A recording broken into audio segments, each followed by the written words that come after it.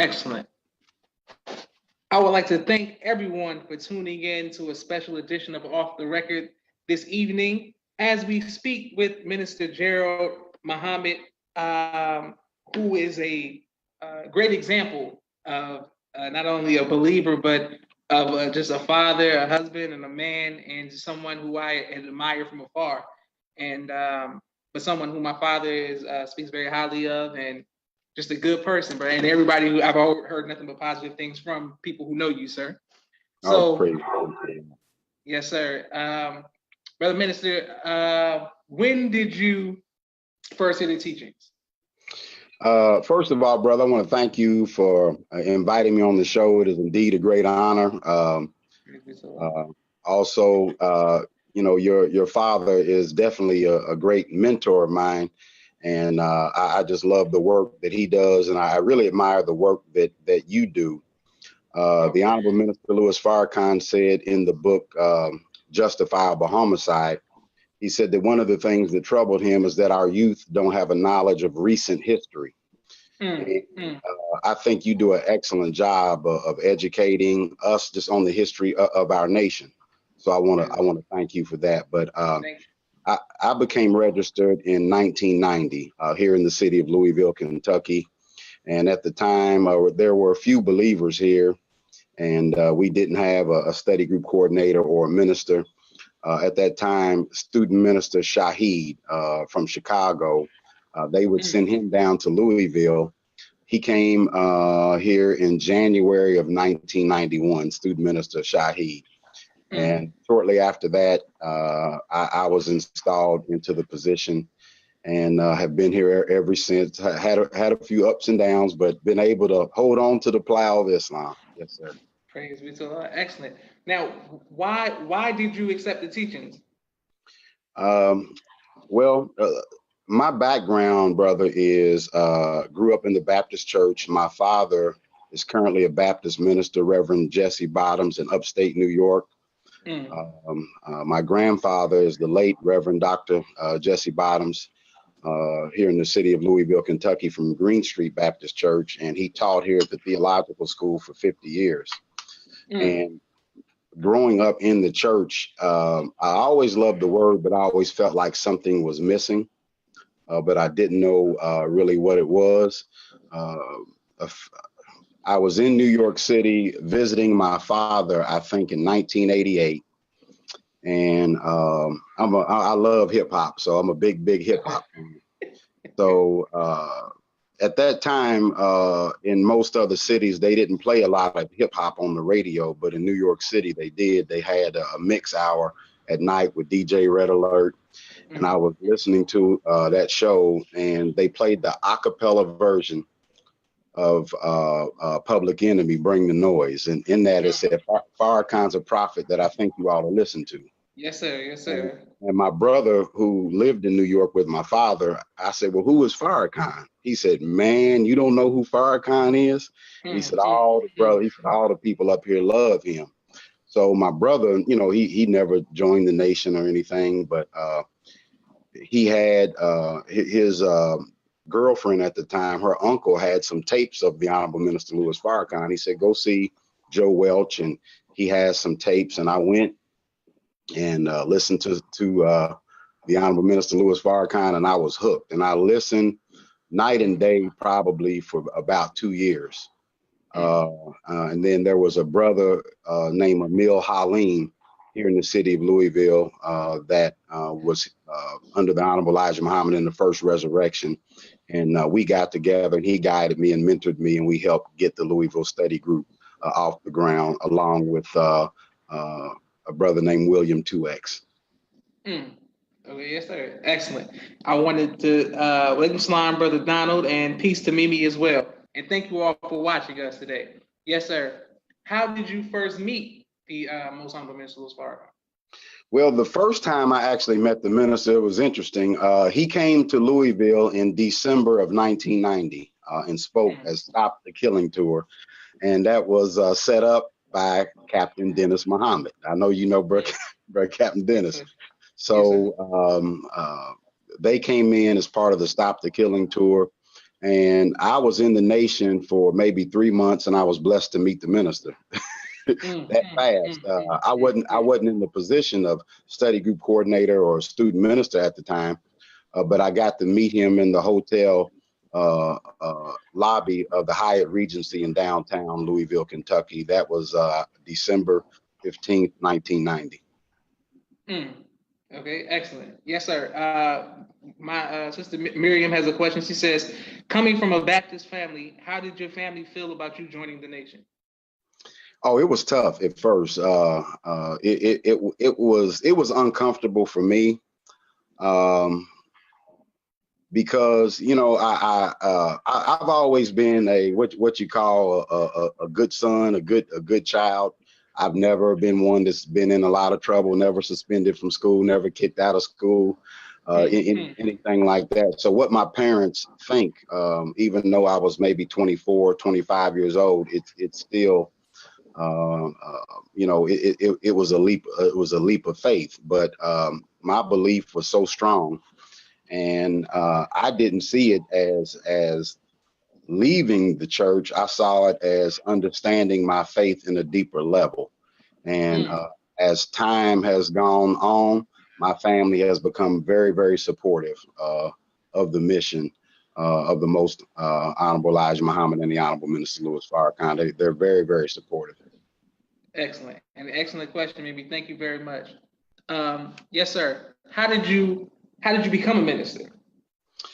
Well, I was already speaking at the time. I had an organization called BIRD, which stood for Brothers in the Right Direction. And we had a community organization. I was already speaking at community centers, churches, holding like men's meeting and working with men in churches and community centers and whatnot. So when we started forming the Louisville Study Group, it was kind of a natural transition that a few of the brothers suggested that I take that position. Okay, wonderful. What are some of the things that the Most Honorable Mr. Louis Farrakhan has said to you to keep your faith strong and to help you continue to minister into the community as you do? I remember the first telephone conversation I had with the Honorable Minister Louis Farrakhan, and there was a preacher at the largest church in Louisville, largest church in the state of Kentucky with 10,000 members. They were doing a week-long series, basically teaching against Islam. And I was like really troubled, and I was called the minister, and I was able to reach him. And he said, brother, them speaking against Islam, he said they would have better luck standing outside on the sidewalk trying to blow out the sun with their mouths. And I remember him, he said, don't go challenge that man in his house. Because, that was my spirit. What are you doing talking against the nation? Yes, sir. But, the Honorable Minister Louis Farrakhan, that wisdom of the messenger, put the clean glass up next to the dirty glass and let the people choose. Secondly, a very powerful and unexpected, very, very quick experience was when the minister was here in June of 2016 for the funeral of our brother Muhammad Ali. I'll be pleased with him. But I'm friends with Brother Rahman Ali, Ali's brother, and we stay in contact with him occasionally. And it was such a wonderful experience, but I'll share something that the minister said. He said that, he said, brother, when they try to repair the foundation of a house, they first lift the house up. And I don't know why he said that to me, but I think I do know why. A lot of times when we're in leadership, brother, we see something is wrong. You are a leader. You may be conducting a play or doing something. And when we correct, we go like bulls sometimes. We duck our head and say, this needs to be fixed. The minister said that they lift the house up first before they repair the foundation. And what I got from that when I see something that needs to be fixed or repaired. When someone needs to be corrected, first lift them up. First lift them up and then repair them. So I put my sledgehammer away, and I'm learning to lift people up. In fact, in leadership, there's something called the sandwich technique: praise, criticism, then praise. We have a very brilliant FOI coordinator, a student captain here in the city of Louisville, Kentucky. And today, after the mosque meeting, he was meeting with a brother, and he says, he wanted to make sure that he lifted that man up after correcting him. And I was reminded of that example of the Honorable Minister Louis Farrakhan when my brother did that today. Okay, excellent. Yes, sir. I'm definitely going to implement that in my day-to-day life, and I've seen some examples where I definitely should have did the sandwich method. Gotcha. Yes, sir. That definitely could have helped a lot of things smooth over easier. Yes, sir. Yes, sir. What you said you have a relationship with Rahman Ali, who's Muhammad Ali's brother. Yes, sir. How did that come about? I met him at King Solomon Baptist Church. We're great friends with the pastor of this church. In fact, the minister Minister Farrakhan spoke at his church before. And student minister Nuri visits Louisville a lot. And when he comes in, the pastor will literally throw us the keys and say, open up and lock up the church when you all leave. The church seats about 1,000 people, but he just hands the keys to the FOI and just says, lock up and turn the lights out. You all go. But but Reverend Pastor Elliott, he's about 82 years old. And he actually did the funeral services for Ali's father, I believe, when he passed there at the church. So Ali's parents were members at his church. So I really first kind of came into contact with Rahman Ali at the church. And my mother, Carol Bottoms, she grew up 3 doors down the street from Muhammad Ali. So when I would see Muhammad Ali, he would always ask me how my mom, was doing. And he was very excited that, I was in the Nation of Islam. Okay. Yes, I didn't know that. So how many times did you interact with Muhammad Ali? I didn't know you had interactions with Muhammad Ali. I've met Muhammad Ali maybe 2 or 3 times. I was blessed when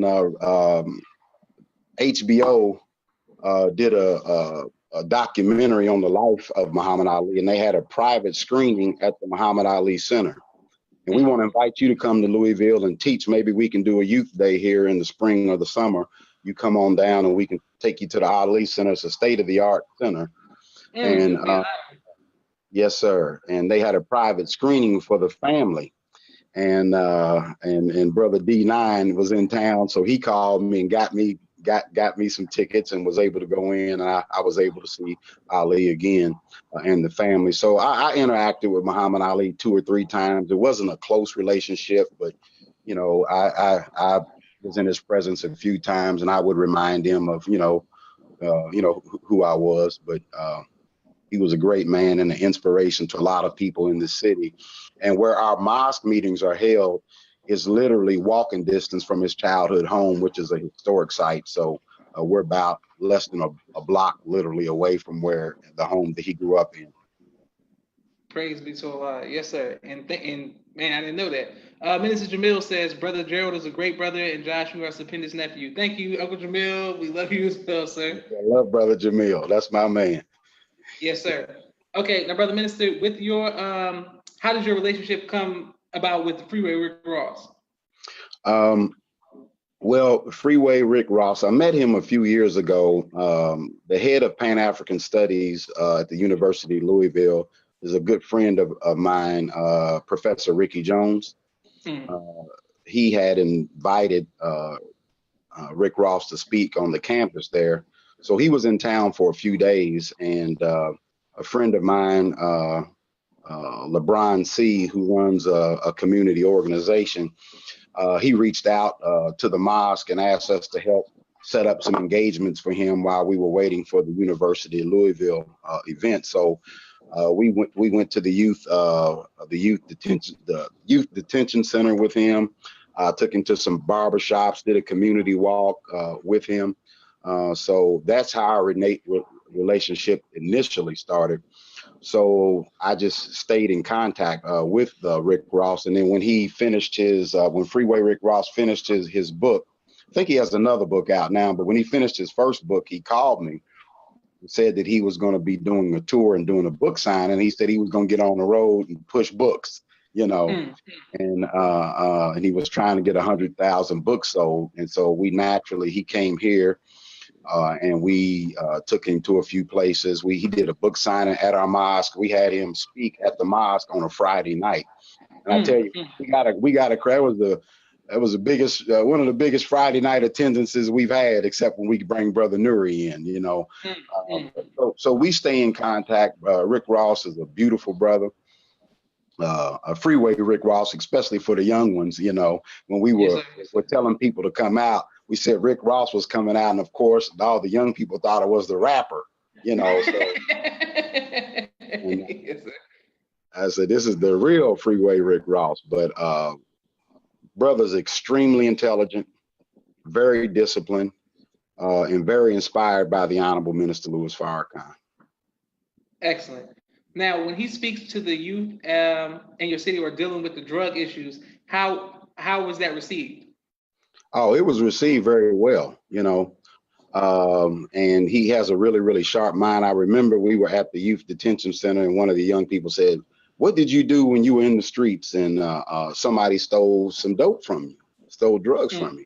Did you go back and get them, or beat them up? Did you shoot them?" He said, "No, I just left them alone." He said, "You will spend energy." He said, "I may lose $10,000 chasing somebody that owed me $1,000. He said, "I just left them alone and cut them off." And basically, the principle that he was telling you, that sometimes, we get distracted and we use our energy in an inappropriate way that's ineffective for what we're trying to achieve. So, yes, sir, the youth really, really loved hearing from Freeway Rick Ross. Excellent. Now, speaking of the youth, I'm follow you on Instagram, and I see that you have a great relationship with your sons and do a lot of work with the youth. How have you been able to stay connected to the youth, and how do you able to have such a positive relationship with your sons? Well, it's a challenge. I mean, right now, hearing my 13-year-old is upstairs playing PlayStation and and it's a little distracting, but I love sports. Student Minister Ishmael, who is the Central Regional Minister, a lot of times he uses a lot of sports analogies, and when he's teaching and instructing us, and I can really relate to that. I was an athlete. I was an all-state quarterback in the state of Indiana. Yes, sir. Yeah, all-state quarterback in the state of Indiana in 1985.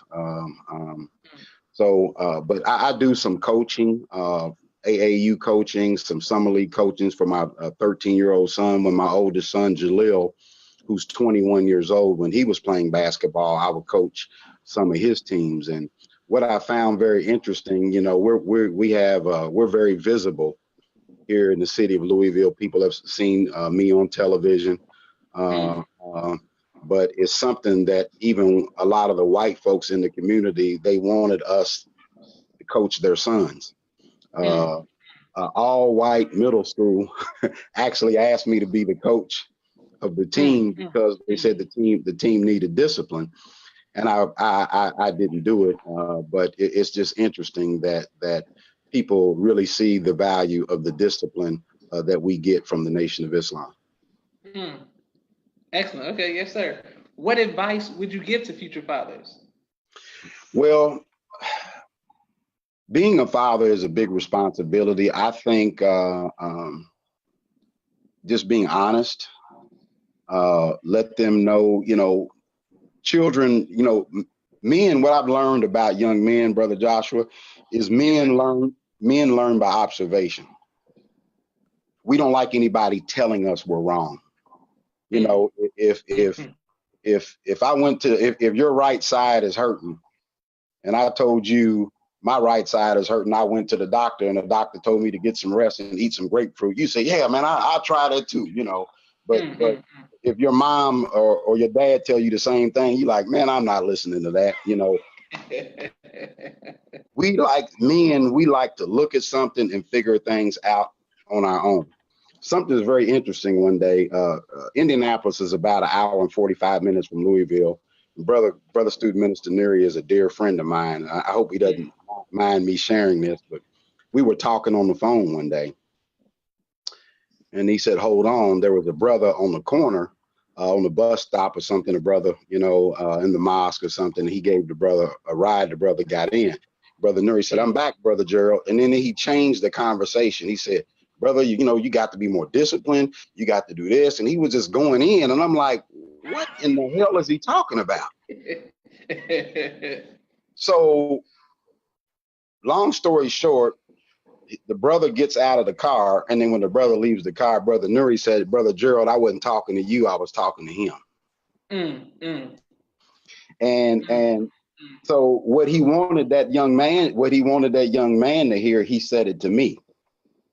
But if he would have said it to that young man directly, he would have been defensive, because that's what we are as men. But I think too much. I think we hide too much. I'm real with my son. When we had bills behind, I'm not saying when he was real young. I showed my son how to write checks. My 21-year-old son, at 15.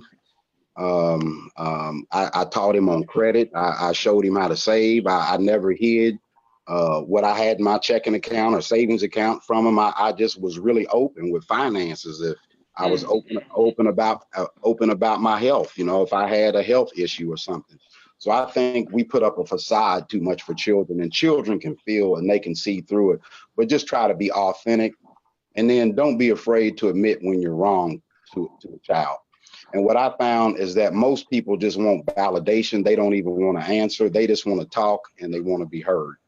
So they just want to know that their voice matters. So, and I get off track on that, and my wife really helps me with that. So I do need a little work. I think that being a father, we have to prepare young men to be responsible. What it means to be a citizen, what it means to be a citizen in the Nation of Islam, that things have consequences. You know, life is not PlayStation where we can hit the reset button, but, you know, but by Allah's grace, my son is 21 years old. He is registered, works closely with our student captain, Brother George here. He travels, and he's part of that youth group that works with the E-team, and he's been married for over a year. His wife is registered MGT. So we're blessed, but I don't credit that so much, the Islam, with myself. I credit my wife for that, because I was out running and trying to grow the mosque and trying to earn money, and she put Islam in our children. Excellent. Okay, I'm glad that's you helped me with that segue. How did you, with speaking of your wife, what made you choose your wife? Well, the Honorable Minister Louis Farrakhan said that if you don't know where you're going, you don't need someone to go nowhere. I knew that I wanted to be a businessman. I knew that I needed some focus, but she was just very committed to the mission. You know, she's also cute, easy on the eye. You know, so that got to keep it 100 now. So, yes. But my wife is a straight up soldier. That if I say I'm a little tired, I ain't going to study group. Oh well, I'm going to study group. You know, she's a soldier. She's about the mission. She loves the Honorable Minister Louis Farrakhan, and she loves the Nation of Islam, and her dedication is unmatched, and I admire her dedication to the mission. So that's what we have in common, you know. But like all couples, we have our struggles, we have our ups and downs. But Allah willing, in July we will be married 24 years. So I'll praise to Allah. So excellent, yes sir. Okay, now what advice would you give to future husbands? Oh, wow. Well, get your money in order. Uh, get your personal affairs in order. I think that you should first have your own place. I don't recommend moving out of your house, or somebody may be living with another woman and then get married and move in to somebody, move in with their new wife or whatever. Coming out of one relationship, first you got to have your own place. I recommend that you have at least 3 months living expenses saved, Mm. at a bare minimum. So rent, utilities, whatever, have 3 months savings put up. Have some goals, and review the goals. The goals should be spiritual goals, family goals, financial goals, and then personal goals. Yes, sir. And because what happens sometimes, some of our goals conflict. I can't see if I have a goal to work more, but I have also a goal to spend more time with my family. That's going to be a clash. So Mm, I mm, can't put mm. more hours in on the job and then more time with my family. So Yes, sir. I think that the Honorable Minister Louis Farrakhan said marriage is not a uniting of two bodies, it's the uniting of two minds. Mm, So mm. how well do those minds gel together? Are their spirits congenial? Um, in sports, the most talented teams don't always win. It's the teams with the best chemistry Yes, sir. Yes, sir. Yes, sir. that win championships. So, you may be with a very talented person in a courtship. Somebody may be dating somebody. They look good together, but chemistry, and I don't mean sexual chemistry. I mean chemistry about how do we get from point A to point B together? How do we work as a team together? Because everything in this world of Satan goes against family. It undermines family. And that's why I thank God for the Honorable Minister Louis Farrakhan, because that was one of the things that immediately caught my attention about the Nation of Islam, was the importance of marriage and the importance of family. Mm, mm. Yes, sir. That's Mhm. great. Okay, so what are there any when you deal with your wife, and what are some ways that, like, for the men, if you make a mistake, how do you, like, apologize or make it up to your wife? Like, what are some things that you would do? Can we block this part so she doesn't see it? Well, I try to be real, brother. Yes, sir. Well, I sent some flowers to her job the other day, but again, and I learned this from her, you have to validate, and I think that I have to do a better job at listening, at listening.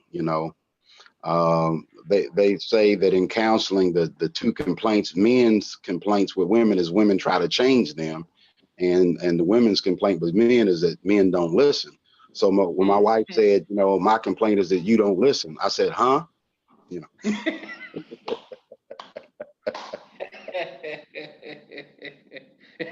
Yes, sir. So I think that that's what we have to do, and a lot of times as men and as leaders, brother Joshua, we think we always have to be right, Yes, sir. and we don't have to be right.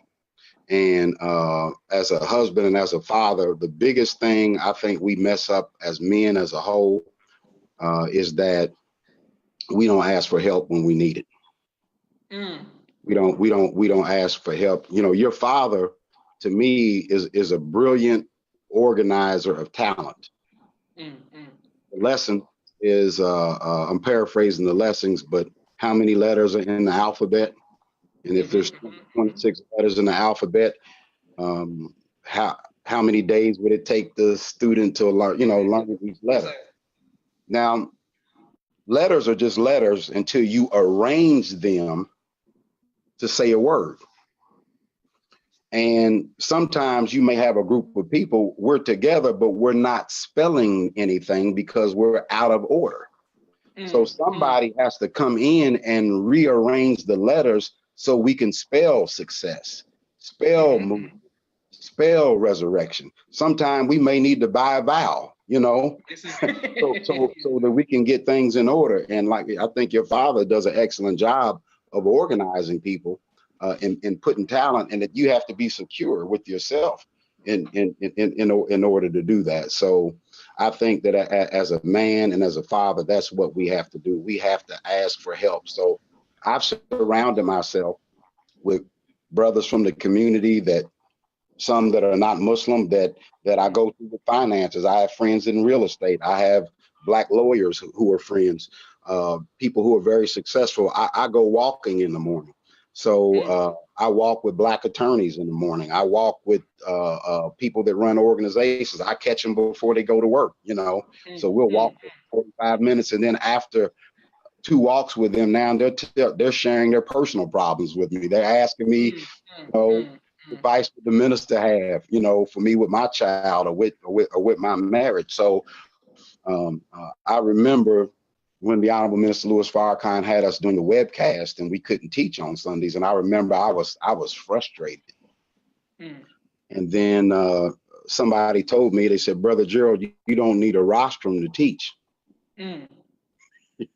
You're teaching now with this off the record series. So I started going to barbershops and going to various places and help, you know, spread the word. So I learned a valuable lesson during that time. So excellent response, and thank you very much for your response. Muslima type Keith T, mashallah, Sister Anita, Assalamu alaikum, this is beautiful. Joseph, alaikum salam, Mimi's laughing. Elwood, Louisville, Kentucky. Yes, sir. Thank you very much, sir. Yes, sir. Yes, sir. And what keeps your faith going? Keeping my eye on the Honorable Minister Louis Farrakhan, because, you know, people will disappoint you, and if you are expecting to get rewards from men, you headed for disappointment.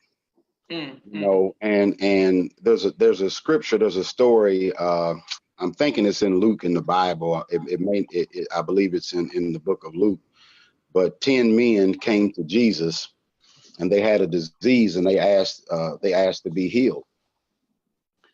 And they turned and they walked away. And while they were talking, they were walking. They looked and they noticed that they had been healed.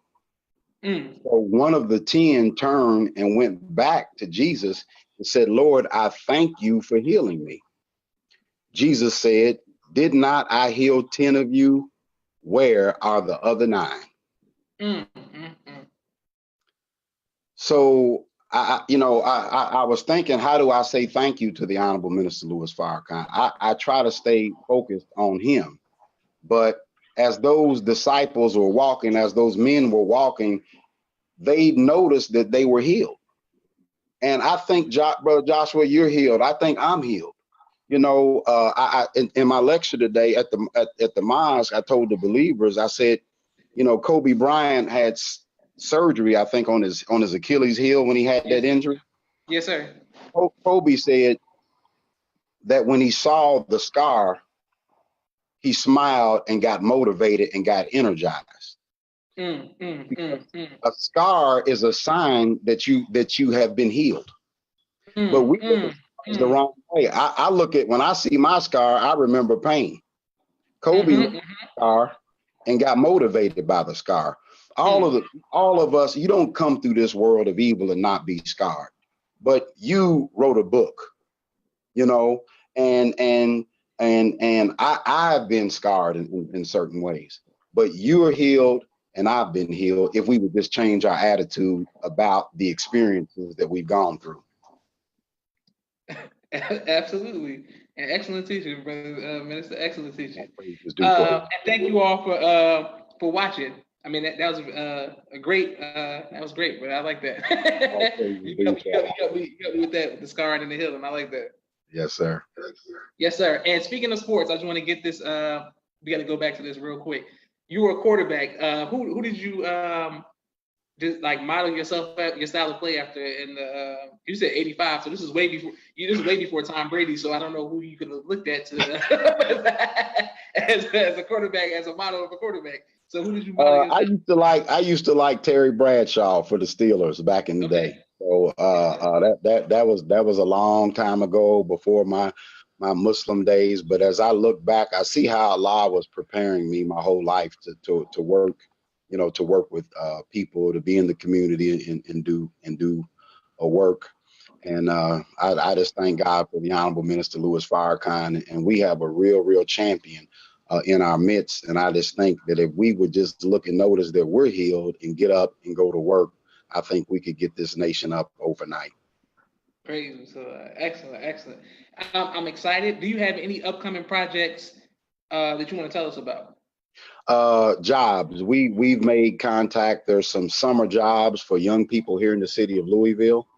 So 1 or 2 times a year, we make connections for ex-offenders to get them jobs. And we actually have had it where they can actually come to the mosque and fill out applications. And we have the employers come there. And then youth, as the weather changes, they have spring and summer jobs for young people to earn an income. We try to streamline it to where where we can just get them plugged in and get them working. So we do that. Also, we're going to start up our credit repair and financial health work. We try to make sure that people are understand finances, understand credit, and so we can have a good, decent life. The lesson says we got to take our mathematical theology and put it to use so we can secure some benefit for us while we are living. So we were given the formula, but we have to work the formula because there is no mystery God. So as I read over those, the supreme wisdom, that's what I've been studying lately. And I just see so much in it, like with the letters in the alphabet and just basic things that we've missed, that if we would just go back and study it and reread it, that Allah will bless us with a little bit more insight. Excellent. Well, I thank you for taking time out of your busy schedule and inspiring us. This has been a great interview. Well, thank you so much. And Gamal, I don't know how to pronounce your name, I'm not butchering it. Gamaliel says, teach, and Mimi says, all praises to Allah. Our youth need jobs. Thank you, and please continue the great work in Kentucky. You're inspiring us from afar, so I know that you're doing a great job in the city as well. Please, we thank you for your sacrifice, and I didn't know you was holding it down since 1990. Please give your family the greetings and let them know that we appreciate their sacrifice as well. Thank you so much for having me on the show. And I want to thank you on behalf of the believers of the Louisville Study Group. But brother, you're an inspiration. I admire the work that you're doing, and I admire you for being yourself and just keep up the great work. And man, I love you. I love your family, and I really admire your family. And and may Allah continue to bless you. Yes, sir. Well, thank you all for watching. I'm gonna put this on YouTube. I'm gonna send it to you, sir. This has been great. I'm gonna chop it up because this is that clip about stars. I gotta post that for all I play football too, so I gotta post it for all the athletes out there so they can we can definitely identify with that. Yes, sir. Yes, all right, sir. Thank you. All right. Well, alaikum salam.